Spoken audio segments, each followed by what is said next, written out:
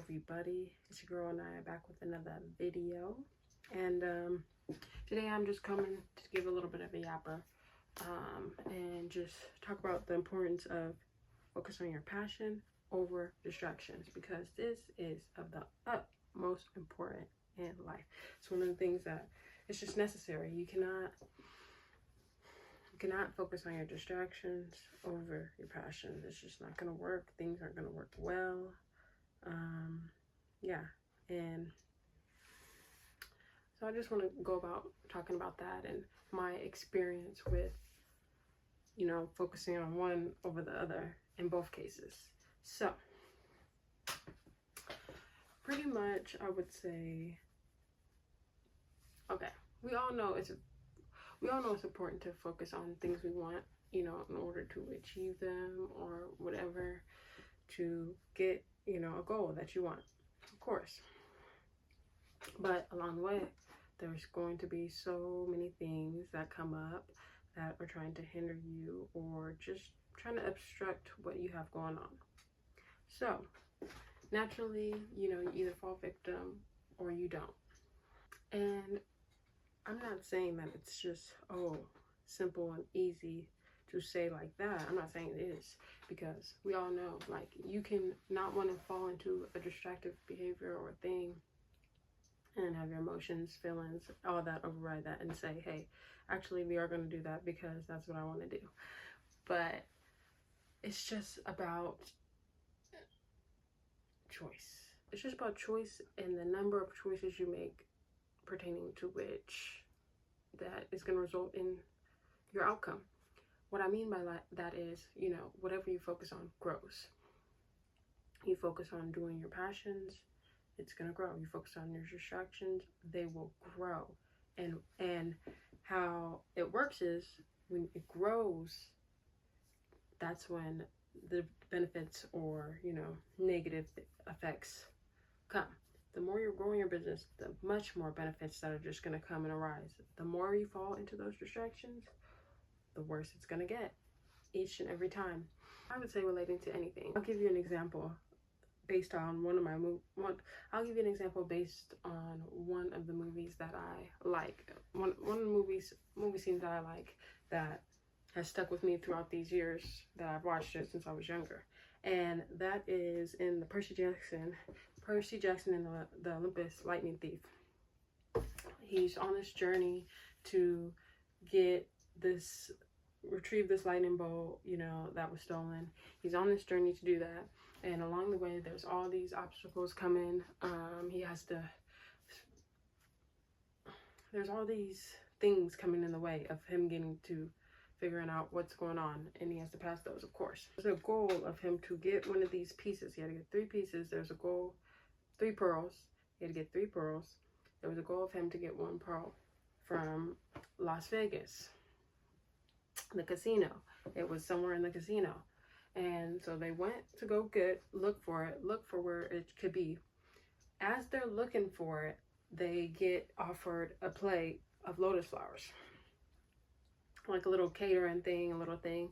And every time I always tell people, like I'll say this and people don't know what I'm saying, of course, because it's like an insider to myself, but I'll be like, be careful of the lotus flower. And this is why. Because in the movie, when they gave them the lotus flowers, they would eat it, right? And then they immediately started having a good time. They're immediately like, oh yeah, let's just have a little bit of fun first.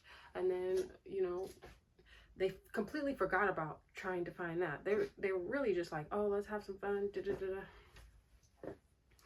And they just kept on eating them, kept on having fun.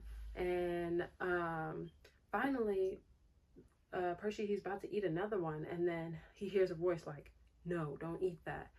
And he's like, finally got knocked out of the trance, because that's what it did. It puts everybody in that casino in a trance. And because he walked up to one of the people and he's like, oh, I like that game, something retro vibes. He's like, retro? And the guy was like, something, this just came out. And he's like, just came out. And then he's like, what year do you think? It was like he thought it was like 1981 or something. So it's keeping people in there for weeks, months, years, stuck in this cycle, all because of thinking of something to be pleasurable when it's really just not, you know? So you got to be careful to not fall victim to traps that are placed out all through the world. You know, they're everywhere you go, everywhere you turn, something's trying to keep you complacent, keep you in that cycle. And, you know, if you're one of the people that are lucky enough to actually wake up and know that they have something, they want something that they want to pursue passionately, you know, I would really go into that and zone into that before, you know, you end up on a path that you never wanted to be on or could never even imagine, you know. But yeah, plus everything's better when you focus on your passion or what something that you want to do, you know. And I'm going to tell you why. Because things just start lining up by the grace of God, and God starts lining things up when, you know, you're supposed to be doing what you're supposed to be doing. Because I'll give you, shoot, I have countless examples. But just last month, three different times things lined up for me in a like spontaneous way, all coming from me trying to help others out, and not expecting, you know, I wasn't expecting anything. But I'll explain. The first time last month, I went to go help out one of my friends, help him with this estate. They have just finished this estate sale, and they're pretty much dumping rest of the stuff and trying to get rid of whatever was left. So I volunteered to help and clean up the place, and I just did a good job. Just did my part, try to you know, play a piece in it. And I ended up getting a whole bunch of carpentry stuff. I ended up getting this right here. This is a oak table. You can't really see from here, but I've been sanding this. This is getting that to be refurbished. That's a blessing right there. Just so much stuff. And then the second thing was I was helping my neighbor right directly across the street from me. She was moving to Arizona, and I was helping her move out. She needed someone to take off her security, her TV mounts, paint a little bit, a couple of spots that needed some paint, help with getting the washer and dryers down, just a few things, you know, simple things around the house that needed my help. And I was like, okay, yeah, no problem. Helped her with that. I ended up getting right here that this phone is on, this black shelving, and just a couple other things for my business, which was just a blessing. And yeah, the third thing was one of my other friends. He works at an apartment complex, and he found a box of just a bunch of epoxy stuff. I'll show you right here at the bottom, a bunch of epoxy stuff. Not all this is what he found, but a lot of it was dyes, molds, a couple measuring stuff back there that I didn't have. Those two epoxies right there. Yeah, so a lot of things, you know, I'm just blessed. Those three things true. I was like, oh, God's just blessed me right now. Everything's lining up. Yeah, so super thankful for that. And then on top of that, yesterday, my neighbor, I guess they were just moving out. They just had moved out. My next door neighbor next door, they were moving out, and they just left a whole bunch of wooden furniture, all kind of stuff right in front of the